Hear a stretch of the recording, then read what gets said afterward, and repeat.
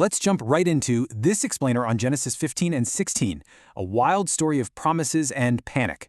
So how do you secure a legacy when the clock's ticking? That's the exact question driving our characters today. See, Abram was super wealthy, but he had a huge problem. He literally had no biological heir. God responds with a jaw-dropping promise. Abram's future family is going to be as countless as the stars. But, having faith is tough. Abram wants proof, which triggers a truly bizarre ancient ritual. Get this, to lock in a covenant back then, you literally split animals in half to seal the deal. As the sun sets, a totally terrifying darkness paralyzes a sleeping Abram. It sets the stage for prophecy. In this dark vision, God drops a massive timeline, 400 years of future servitude, then epic liberation. To officially sign the contract, a supernatural smoking furnace and burning lamp pass right between those animal pieces.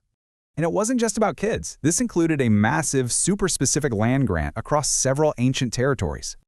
Fast forward 10 long years. Abram's wife Sarai is still childless, and man, the desperation really sets in.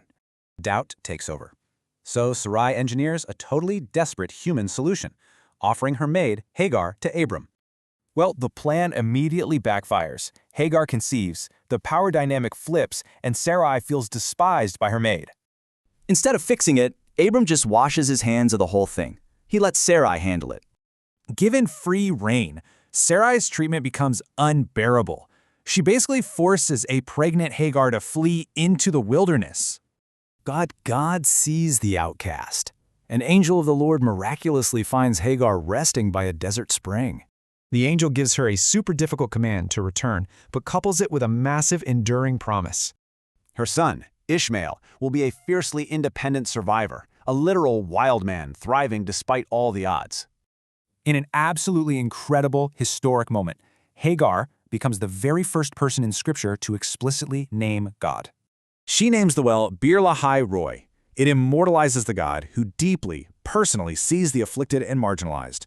Hagar actually submits and returns. She gives birth, and Abram officially names the baby Ishmael exactly as instructed. The text makes a point here.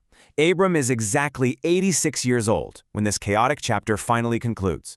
So what are the lasting consequences when we try to force a divine timeline into our own hands?